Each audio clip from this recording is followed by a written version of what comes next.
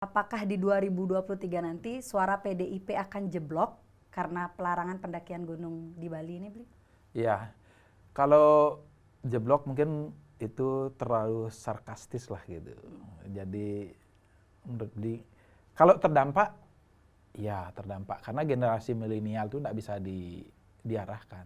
Kalau pemandu ini dijadikan tenaga kontrak, itu dasar hukumnya apa ya kira-kira ya? Apalagi gunung ini, mana batasan gunung?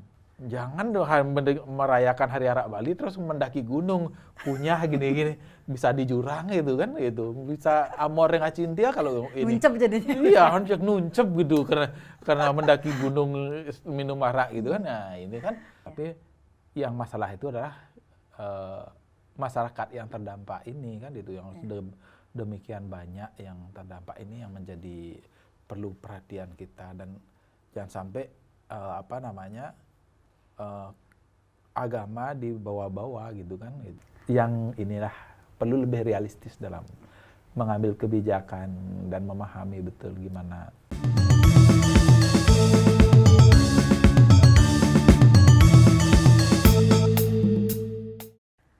Halo Semeton Gema Bali, kembali lagi bersama saya Devi di channel Gema Bali, channel yang akan membahas tentang peristiwa, isu, kejadian, hingga kebijakan tentang Bali. Nah, kebijakan ataupun peristiwa tentang Bali ini sangat menarik sekali untuk dibahas. Nah, pembahasan hari ini kita akan membahas tentang pelarangan pendakian gunung di Bali. Nah, ini kebijakan ini menjadi pro dan kontra di publik tentunya, karena kebijakan ini tentunya akan berdampak bagi baik pelaku wisata, kemudian orang-orang yang ada di sekitar wilayah pendakian tersebut. Nah, untuk membahas soal ini saya tidak sendiri. Saya hari ini ditemani oleh Ketua Umum Paikatan Krama Bali Masa Bakti 2021-2024 yang merupakan seorang akademisi juga, yaitu Dr. Insinyur Iwayan Jondre MSI. Om Swastiastu, Bli. Swastiastu. Desi. Kabar baik, Bli? Astungkara. Astungkara, kabar baik. Harus baik.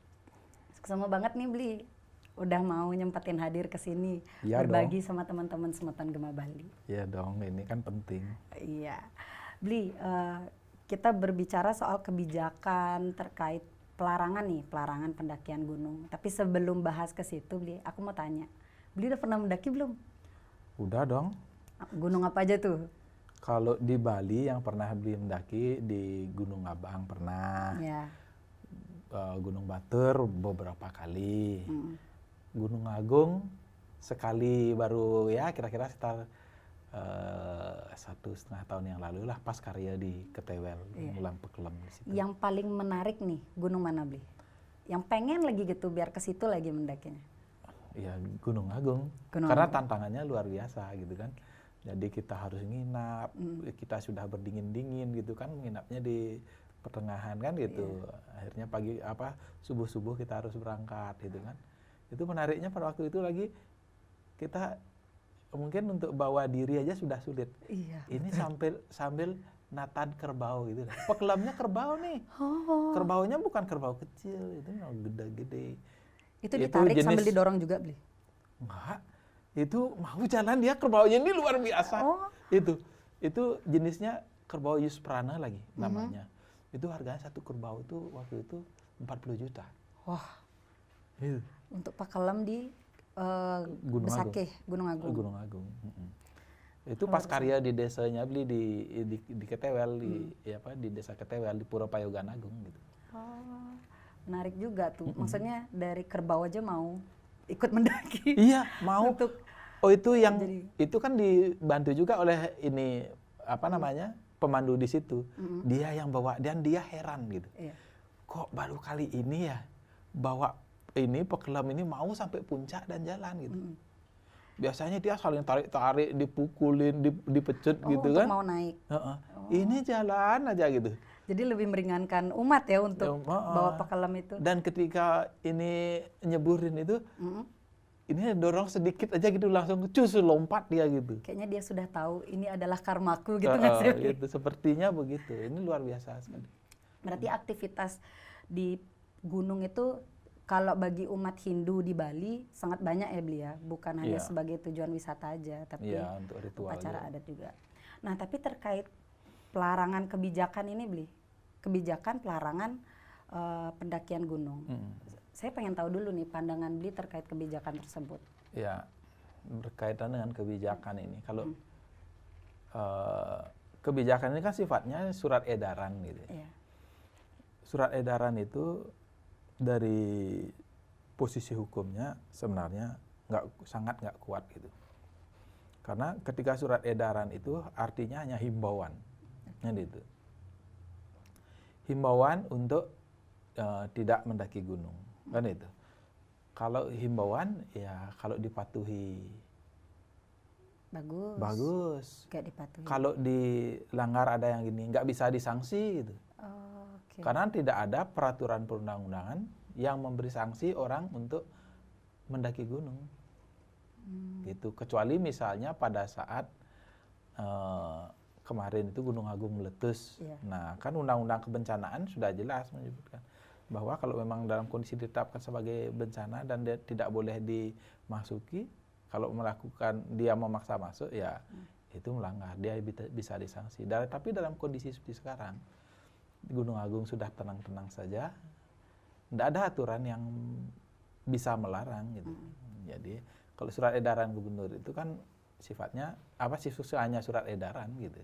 Jadi kekuatan hukumnya untuk mengikat orang tidak naik atau mematuhi SE itu tidak ada gitu. Sama aja dengan surat edaran sekarang itu kan gubernur ngeluarin lagi surat edaran untuk pemahayu jagat apa itu namanya. Jadi ini masyarakat diharapkan untuk mengunggah hang pajati gitu misalnya. Iya. Ya, hari Rabu kemarin gitu kan.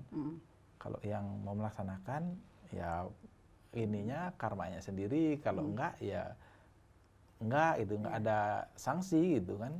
Nah, itu modelnya sama saja kayak begitu gitu. Tapi kan yang kita tahu nih Bli ya, terkait bagaimana umat kita di Bali itu bahkan surat edaran yang sebenarnya itu himbauan, mereka merasa itu adalah instruksi gitu. Betul. Jadi ada kekhawatiran itu di masyarakat. Nah, itu gimana dong Bli? Ya itulah masyarakat ini kan kita perlu edukasi kan gitu. Bukan berarti SE itu salah atau jelek, itu enggak gitu kan. Justru SE itu ada baiknya juga sehingga orang itu betul-betul memperhatikan kesucian gunung kan begitu. Jadi sebenarnya ini masyarakat itu kita perlu edukasi gitu. Dan kalau misalnya larangan ini dilakukan kan mungkin aja juga ada dampak positifnya bagi masyarakat, ada juga dampak negatifnya gitu. Jadi subha dan asubha karma itu kan tidak bisa dipisahkan dalam sebuah keputusan kebijakan publik. Ketika kebijakan publik itu diambil, tidak bisa menguntungkan 100% masyarakat, pasti ada yang dirugikan. Tinggal bagaimana ketika sebuah kebijakan itu diambil tidak berdampak serius dan merugikan banyak masyarakat, kan gitu. Tapi kalau kita lihat dari kebijakan atau surat edaran ini Bli, yang diumumkan, ini kan udah bikin ketar-ketir lah di bawah, bahkan ada upaya preventif gitu yang dilakukan pemerintah terkait nanti ketika ada pelarangan ini dibolehkan, tapi pemandunya ini harus pemandu yang tenaga kerja kontrak gitu kalau nggak salah.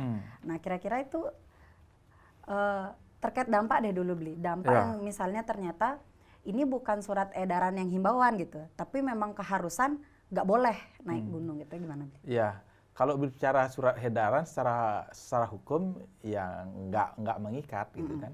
Ini menjadi mengikat karena proses pengumumannya itu ada jajaran penting di situ, ada ketua DPR, ada dari unsur kepolisian, ada dari gubernur kan gitu, dan pihak terkait yang lainnya, ada dari PHDI juga ada, kemudian dari MDA juga ada, jadi udah berjejer di situ gitu, sehingga ini sudah sepertinya menjadi seruan bersama yang secara psikologis menekan masyarakat itu gitu. Jadi tampilan SE dibacakan itu membuat masyarakat tuh ini instruksi gitu. Instruksi. Jadi wah ini kayaknya gawat banget gitu kan gitu. Jadi sehingga masyarakat juga ya lumayan keder aja juga karena ini walaupun ini hanya surat edaran. Iya. Karena cara menampilkan menyampaikan surat edaran ini udah seperti menyampaikan peraturan perundang-undangan gitu. Jadi masyarakat kan tidak semua paham 100% mana posisi hukum surat edaran gitu. Dia lihat wah ini agak gawat ini karena banyak hampir semua unsur dari TNI juga saya lihat ada di situ. Jadi udah semua unsur Pemda itu pemimpinan daerah itu udah masuk juga di situ kan gitu. Sehingga ini menjadi sepertinya masyarakat sudah mengambil kesimpulan ini menjadi permasalahan yang serius gitu kan. Jadi yang harus dipatuhi gitu. Tapi sejauh ini dampak yang dirasakan tuh gimana, Bli? Kalau dampak yang dirasakan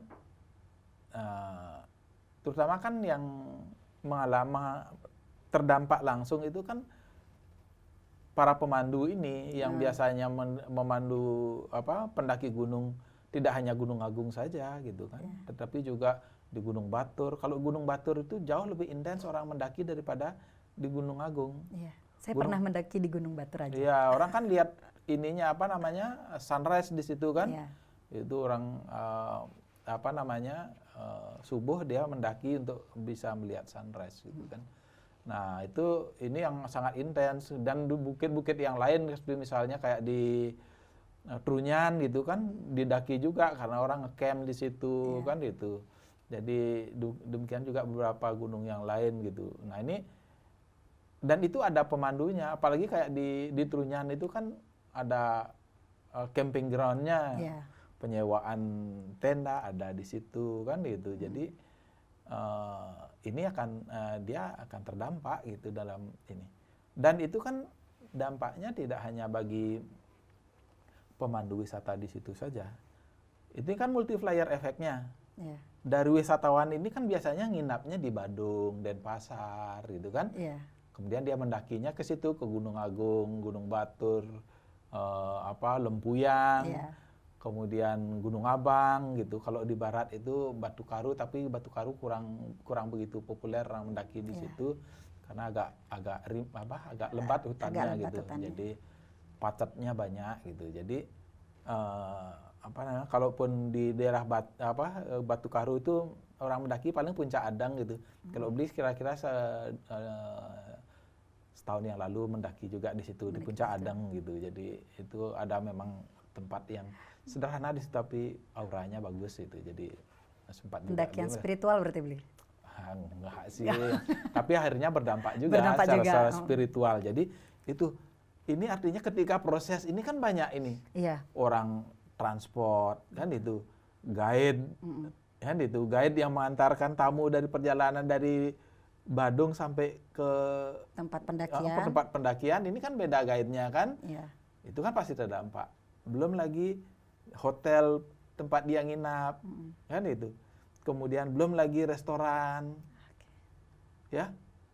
Itu banyak yang terdampak. Belum lagi yang driver, kan. Ini kan belum tentu dia pemilik kendaraannya, kan itu. Bisa aja dia hanya buruh supir saja. Yang punya kendaraan beda lagi.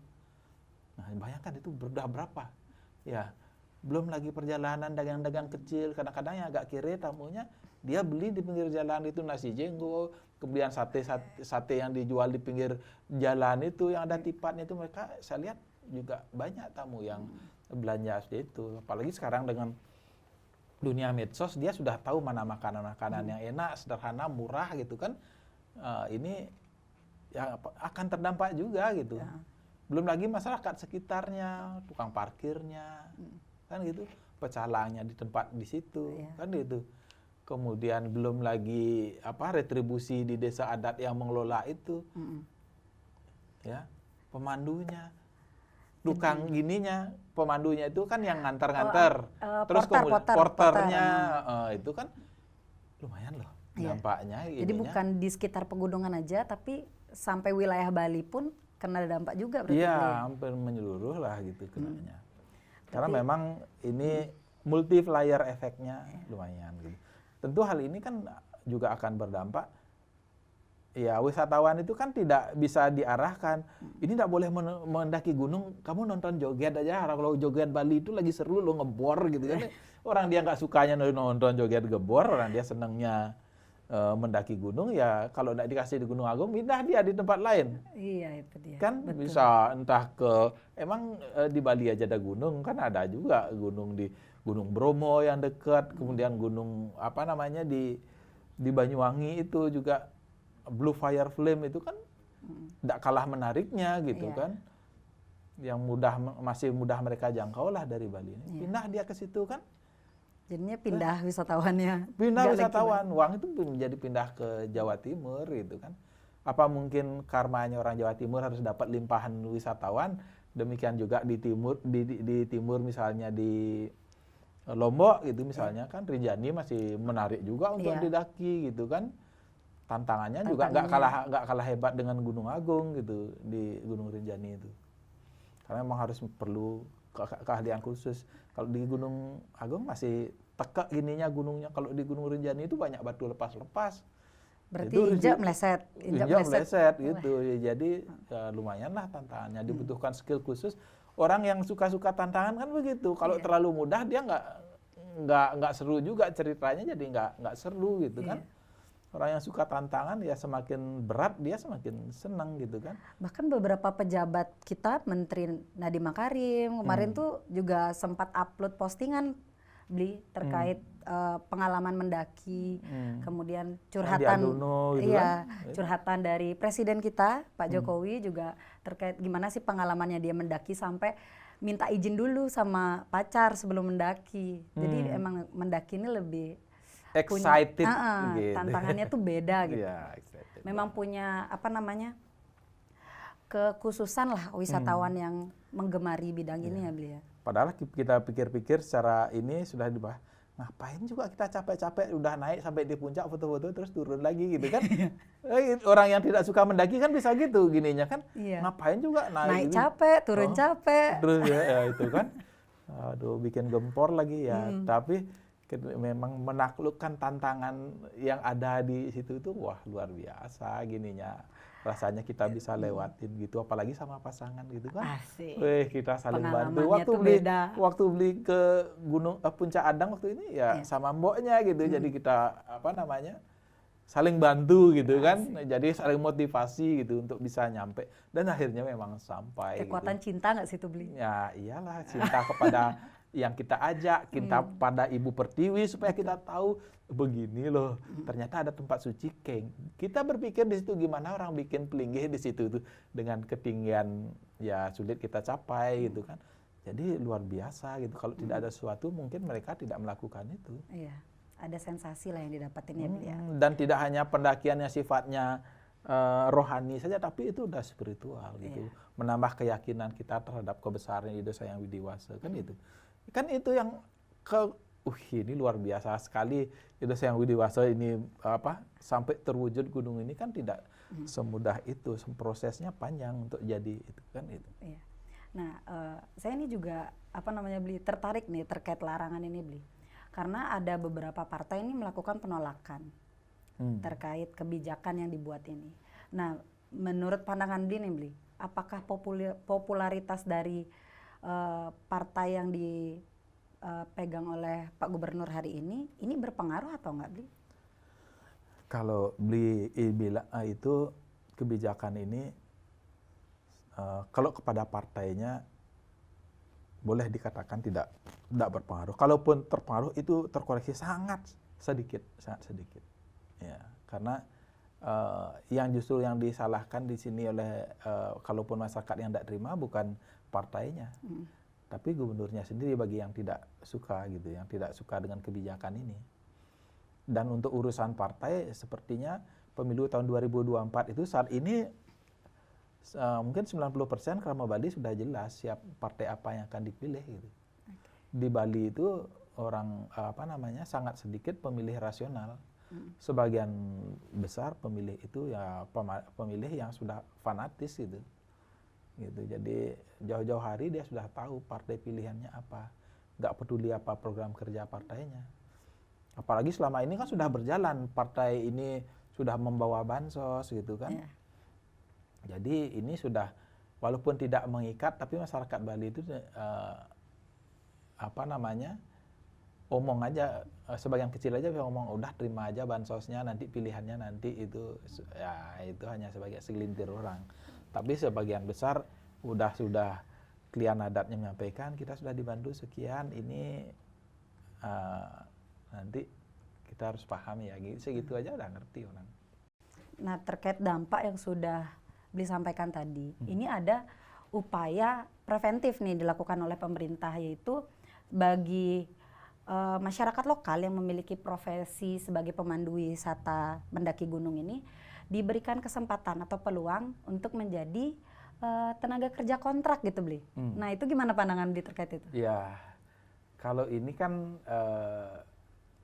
kalau pemandu ini dijadikan tenaga kontrak, itu dasar hukumnya apa ya kira-kira ya? Kalau dia belum melihat dasar hukum yang kuat untuk melakukan itu.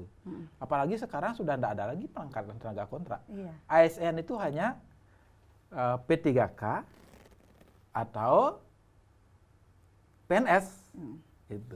Itu aja dua, nggak ada lagi yang lainnya. Berarti itu harapan palsu atau gimana, Bli? Mungkin fata morgana ya. Kalau bilang palsu, nipu kan itu. Ini fata morgana, sesuatu yang sepertinya ada, tapi sebenarnya kayaknya nggak ada gitu.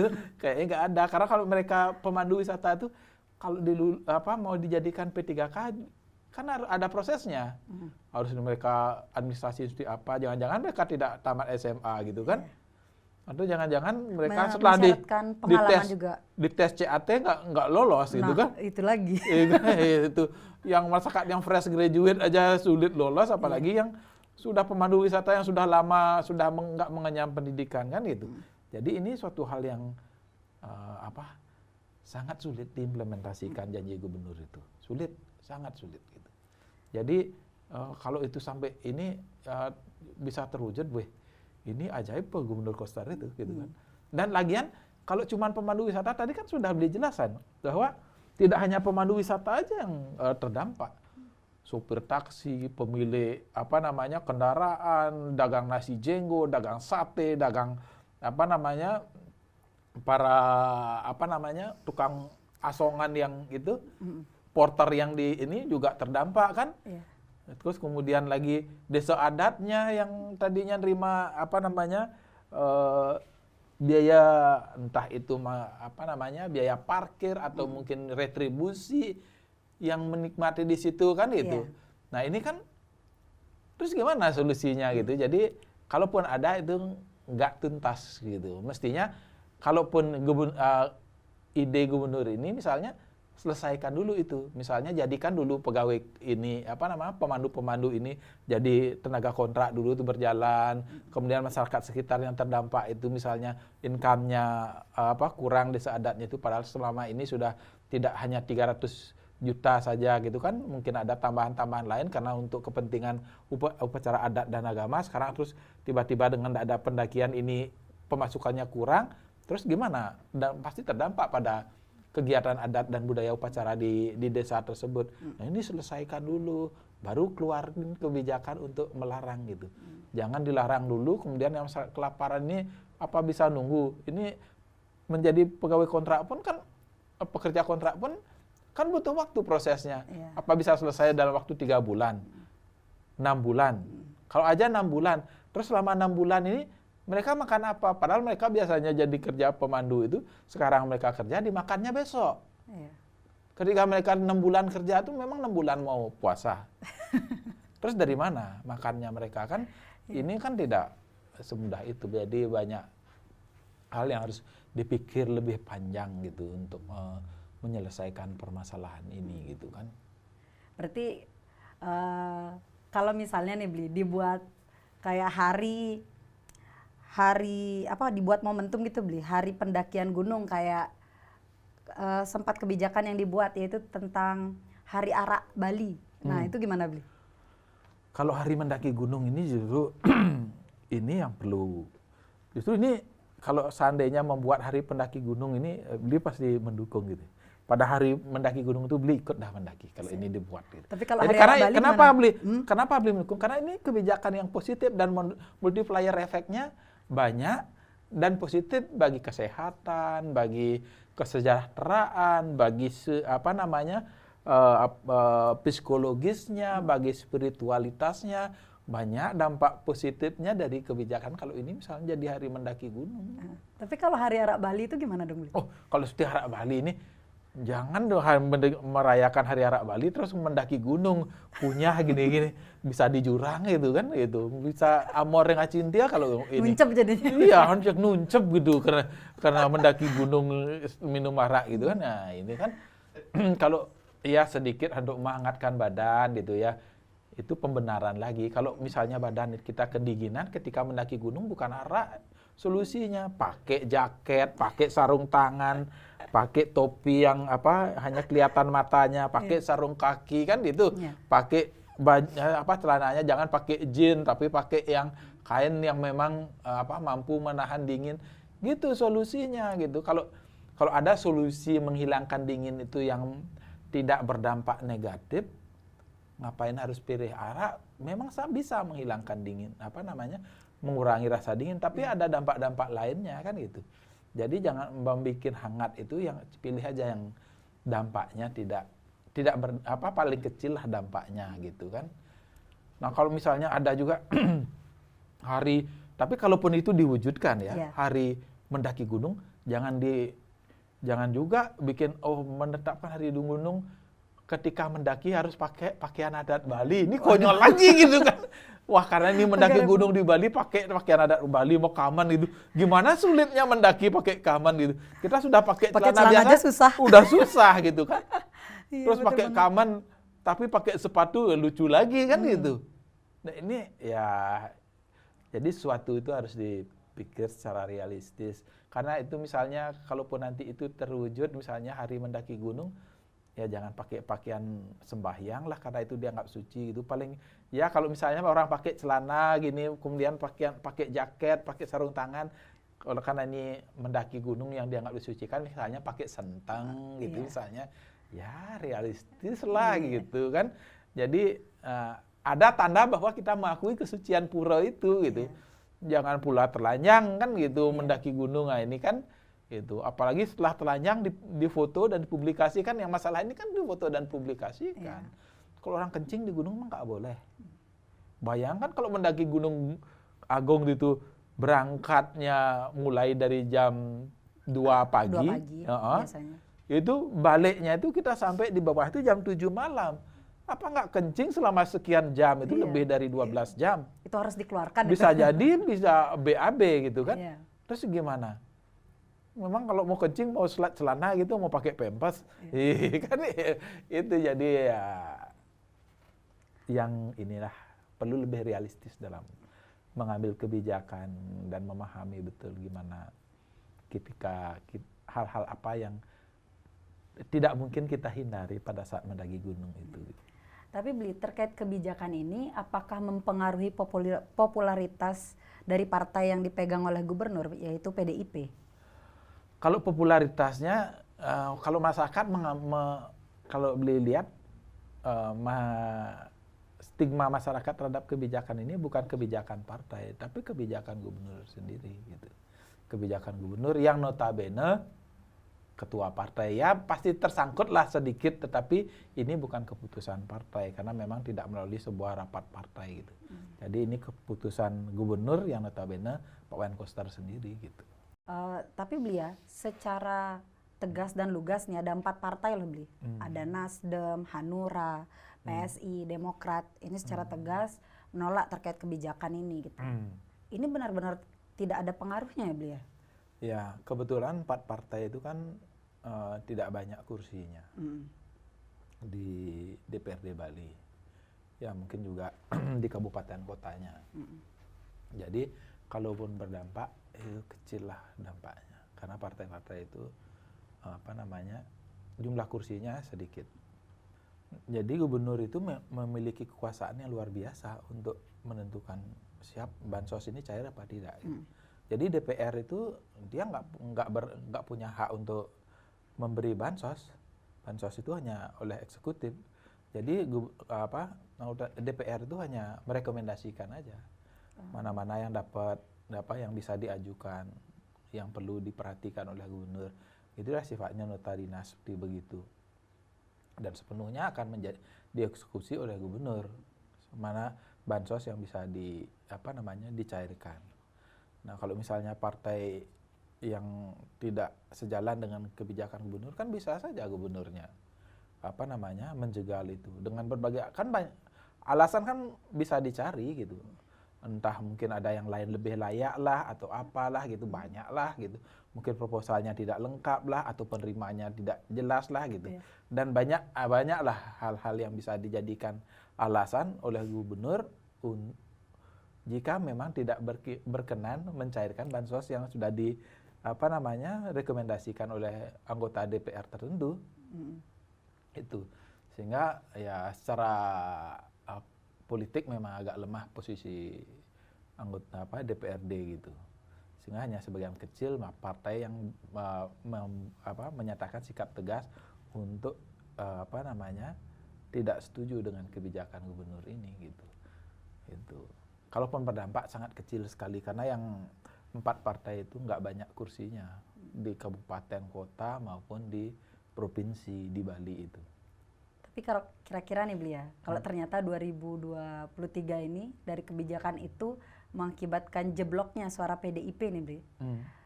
Kira-kira partai mana nih yang akan bisa melampaui PDIP? Kalau melampaui saya yakin nggak bisa gitu. Paling yang nanti yang bisa menyaip itu yang diam-diam seperti Golkar gitu kan, bisa menyaip itu. Kalau yang kecil-kecil itu yang sedikit kursinya itu, yang suaranya sedikit saat ini, ya tetap aja dia memang harus berupaya mengambil suara kesempatan untuk mempublikasikan partainya untuk meningkatkan elektabilitasnya kan itu. Nah, bagi sebagian generasi muda bisa saja, generasi milenial terutama, ini bisa diambil karena informasi-informasi tentang debat tebal pro kontra ini kan adanya di medsos. Yeah. Dan medsos itu kan ya sebagian besar dipakai oleh generasi milenial gitu kan, ya umurnya setua-tuanya umurnya 50 lah, 50 ke bawah gitu kan. Akhirnya yang umur 50 pun karena dia sudah berkeluarga dan sudah menjadi banyak radat, dia sudah punya terdistorsi baik secara langsung maupun tidak langsung terhadap sikap desa adat tersebut kan gitu. Jadi udah punya pilihan lah, dia nggak terlalu pengaruh, paling dia ngerundel aja kan gitu. Nah, tapi bagi generasi muda yang sudah mencerna banyak informasi baik yang pro maupun yang kontra, jadi mereka akan menilai secara realistis. Ya, jadi partai-partai ini bisa juga kebagian, tapi itu tidak banyak karena pemilih milenial itu paling jumlahnya sekitar 20%. Yang muda itu yang di bawah 25 tahun ke bawah lah. Paling banyak 20% itu. Jadi tidak terlalu banyak lah partai yang akan memetik hasil dari pro kontra ini gitu. Tapi bagi Beli ini bukan enggak penting amat gitu dengan partai siapa yang metik hasil. Tapi yang masalah itu adalah masyarakat yang terdampak ini kan itu, yang demikian banyak yang terdampak ini yang menjadi perlu perhatian kita, dan jangan sampai agama dibawa-bawa gitu kan itu. Apalagi PHDI kan sudah dalam bisamonya sudah jelas menyatakan beda kawasan suci dengan kawasan wisata. Pura gitu. Pura dan kawasan suci. Kalau kawasan suci itu kan gunung, sungai, campuran, laut itu kan. Apalagi gunung ini, mana batasan gunung? Mana ya? Nah, bisa sampai laut itu, sampai pinggir laut itu, Tulamban itu bisa, itu adalah bagian dari Gunung Agung kan itu. Apakah itu juga tidak boleh orang naik dari Tulamban itu kan itu? Kan repot juga kan itu. Jadi karena memang batasannya gunung itu nggak jelas gitu. Mana dia yang sebut kaki gunung gitu. Tulamban itu juga termasuk kaki gunung, orang langsung aja begitu kan. Gua Lawah mungkin termasuk kaki gunungnya Gunung Agung gitu misalnya. Nah ini batasannya harus jelas. Yang bagi Bisama PHDI itu yang batasannya jelas itu kan mana Sad Kayangan apa Nelang Agung gitu kan. Gitu. Dan Kayangan, Penelang Alit kan gitu. Kemudian untuk Tri Kayangan itu apa Nimpuk atau apa Nyengker gitu misalnya. Itu batasan-batasan kesucian pura kan gitu. Pura ini ukurannya gitu. Bukan apa Nelang Agung dari Gunung Agung gitu. Habis itu kan sampai di laut kakinya Gunung Agung kan gitu.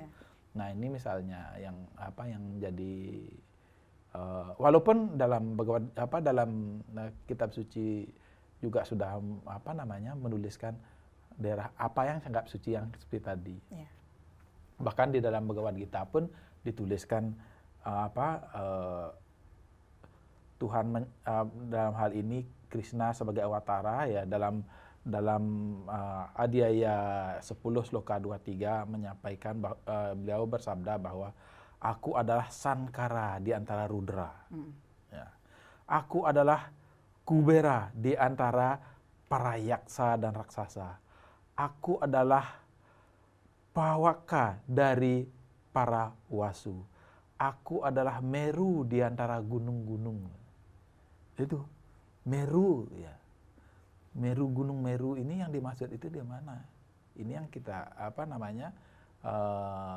kita tidak tahu. Jadi tidak semua gunung menginterpretasikan Tuhan kan itu. Di sini disebutkan dalam Bhagavad Gita ini adalah Gunung Meru. Apakah Gunung Meru yang dimaksud ini Gunung Meru yang ada di Tanzania?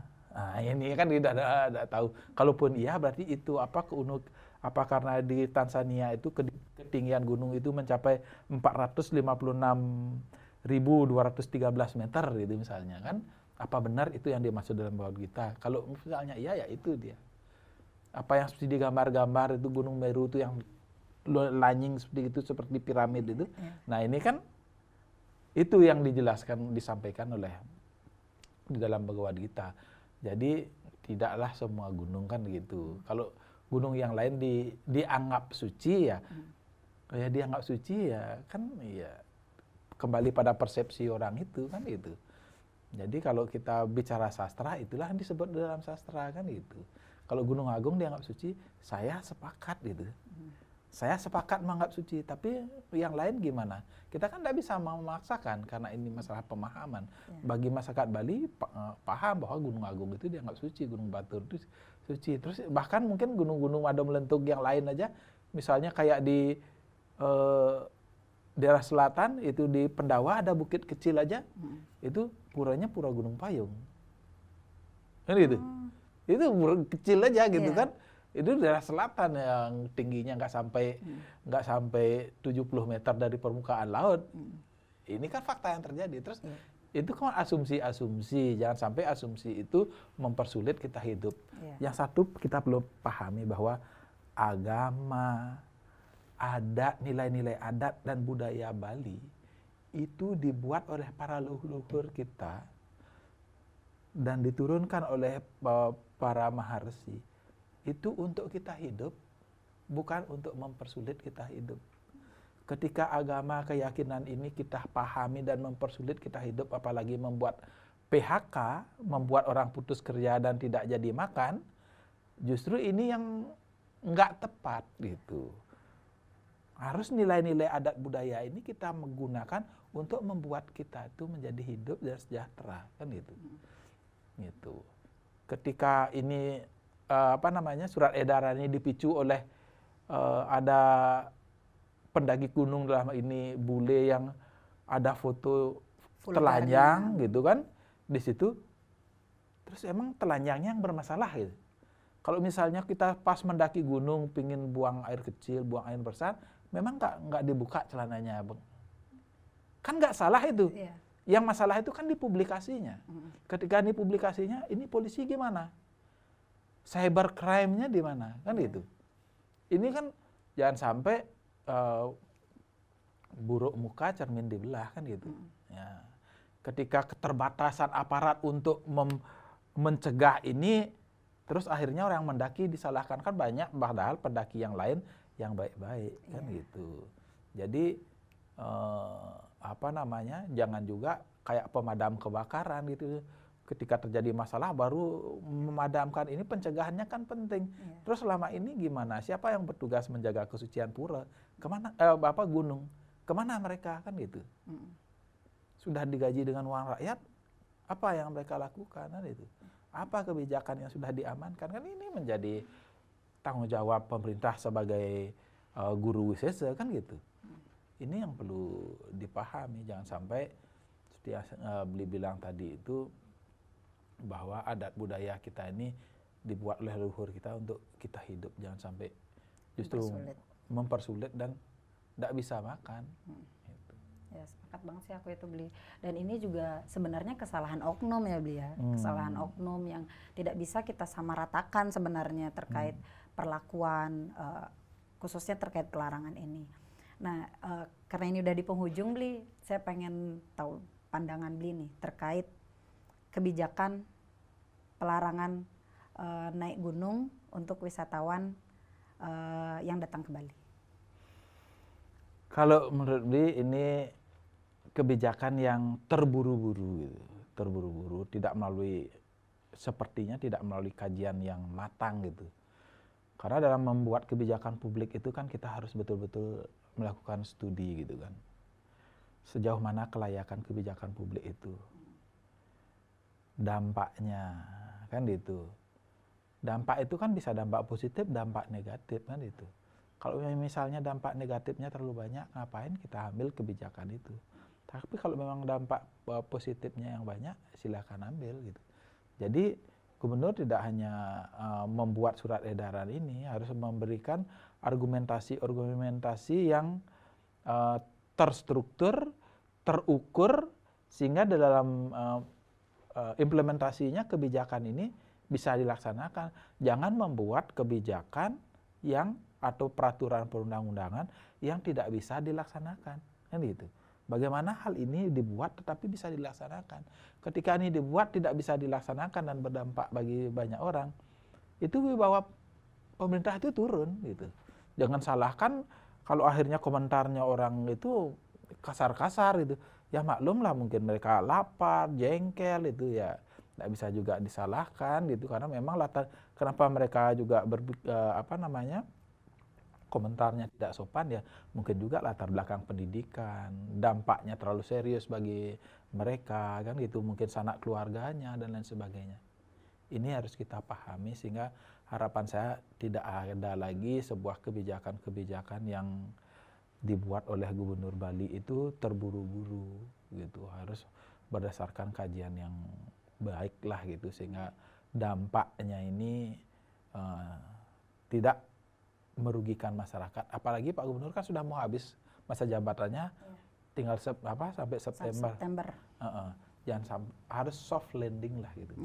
Penyelesaiannya smooth gitu, semua orang merasakan wah luar biasa Pak Gubernur Koster, banyak mega proyek, masyarakat happy ya, masyarakat sejahtera, pertumbuhan ekonominya seperti apa kan gitu. Nah, itu harus citra-citra itu yang justru diperkuat gitu, sehingga kalau memang ingin maju lagi untuk yang kedua kalinya, ya memang terpilih dan masyarakat memilih dengan riang gembira gitu. Terakhir satu lagi nih, Beli. Apakah di 2023 nanti suara PDIP akan jeblok karena pelarangan pendakian gunung di Bali ini, Beli? Ya, kalau jeblok mungkin itu terlalu sarkastis lah gitu. Jadi menurut Beli, kalau terdampak, ya terdampak, karena generasi milenial itu tidak bisa diarahkan gitu. Karena dia sudah menyerap banyak informasi dari yang pro, yang kontra, dari para pakar gitu. Yang kontra ini kan banyak nih, para pakar juga banyak gitu. Jadi mereka pasti menilai ini latar belakang orangnya apa, kepentingannya apa gitu. Jadi generasi milenial sudah bisa kritis lah ya. Bisa di tracing gitu, siapa orang ini, kepentingannya apa. Jejak digital kan tidak bisa ini. Udah nggak bisa ditutupi lagi. Udah bisa ditutupi, orang gampang sekali menelusuri gitu kan itu. Nah, kalau akan berdampak, ya gitu. Saya yakin berdampak gitu. Partai-partai lain akan memetik hasil. baik yang menyatakan diri menolak ataupun yang tidak menyatakan diri menolak ataupun tidak menolak. Ini akan dapat cipratan gitu kan. Nanti dia akan pasti menyampaikan secara informal di dalam ketika dia bersosialisasi dengan masyarakat gitu. Oke, terima kasih sekali Bli, luar biasa sekali bincang-bincang kita hari ini. Terima kasih semua Tuan Gema Bali yang sudah menyaksikan dari awal sampai akhir. Jangan lupa untuk tetap subscribe dan ikuti channel Gema Bali. Ingat tulis di kolom komentar apalagi hal-hal menarik yang akan kita bahas. Sampai jumpa.